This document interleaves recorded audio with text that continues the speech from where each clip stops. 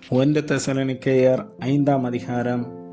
சகோதரரே, இவைகள் நடக்கும் காலங்களையும் சமயங்களையும் குறித்து உங்களுக்கு எழுத வேண்டுவதில்லை.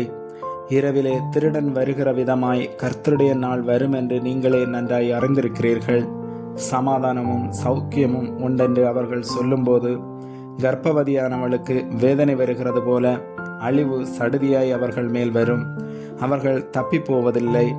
சகோதரரே, அந்த நாள் திருடனைப் போல உங்களை பிடித்து கொள்ளத்தக்கதாக நீங்கள் அந்தகாரத்தில் இருக்கிறவர்கள் அல்லவே.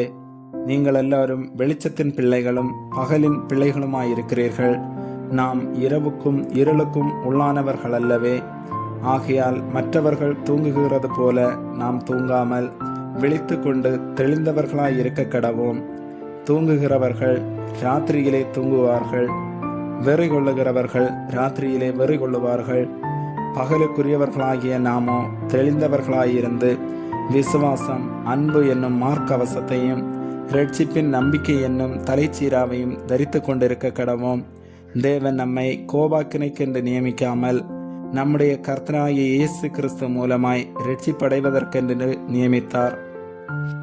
நாம் விழித்திருப்பவர்களானாலும் நித்திரையடைந்தவர்களானாலும் தம்முடனே கூட நாம் ஏகமாய் பிழைத்திருக்கும்படி அவர் நமக்காக மரித்தாரே.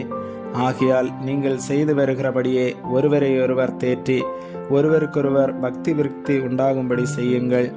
அன்றியும் சகோதரரே, உங்களுக்குள்ளே பிரயாசப்பட்டு கர்த்தருக்குள் உங்களை விசாரணை செய்கிறவர்களாயிருந்து உங்களுக்கு புத்தி சொல்லுகிறவர்களை நீங்கள் மதித்து அவர்களுடைய கிரியின் நிமித்தம் அவர்களை மிகவும் அன்பாய் எண்ணிக்கொள்ளும்படி உங்களை வேண்டிக் கொள்ளுகிறோம். உங்களுக்குள்ளே சமாதானமாயிருங்கள். மேலும் சகோதரரே, நாங்கள் உங்களுக்கு போதிக்கிறதென்னவென்றால், ஒழுங்கில்லாதவர்களுக்கு புத்தி சொல்லுங்கள், திடனற்றவர்களை தேற்றுங்கள், பலவீனரை தாங்குங்கள், எல்லாரிடத்திலும் நீடிய சாந்தமாயிருங்கள். ஒருவனும் மற்றொருவன் செய்யும் தீமைக்கு தீமை செய்யாதபடி பாருங்கள். உங்களுக்குள்ளும் மற்ற யாவருக்குள்ளும் எப்பொழுதும் நன்மை செய்ய நாடுங்கள். எப்பொழுதும் சந்தோஷமாயிருங்கள். இடைவிடாமல் ஜெபம் பண்ணுங்கள். எல்லாவற்றிலேயும் ஸ்தோத்திரம் செய்யுங்கள். அப்படி செய்வதே கிறிஸ்து இயேசுவுக்குள் உங்களை குறித்து தேவனுடைய சித்தமாயிருக்கிறது. ஆவியை அவித்து போடாதிருங்கள். தீர்க்க தரிசனங்களை அற்பமாய் எண்ணாதிருங்கள். எல்லாவற்றையும் சோதித்து பார்த்து நலமானதை பிடித்து கொள்ளுங்கள். பொல்லாங்காய் தோன்றுகிற எல்லாவற்றையும் விட்டு விலகுங்கள். சமாதானத்தின் தேவன் தாமே உங்களை முற்றிலும் பரிசுத்தமாக்குவாராக. உங்கள் ஆவி, ஆத்தும, சரீரம் முழுவதும் நம்முடைய கர்த்தராகிய இயேசு கிறிஸ்து வரும்போது குற்றமற்றதாய் இருக்கும்படி காக்கப்படுவதாக. உங்களை அழைக்கிறவர் உண்மையுள்ளவர், அவர் அப்படியே செய்வார்.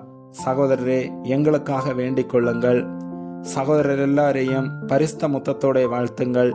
இந்த நிருபம் பரிசுத்தமான சகோதரர் யாவருக்கும் வாசிக்கப்படும்படி செய்ய வேண்டும் என்று கர்த்தர் பேரில் ஆணையிட்டு உங்களுக்கு சொல்லுகிறேன்.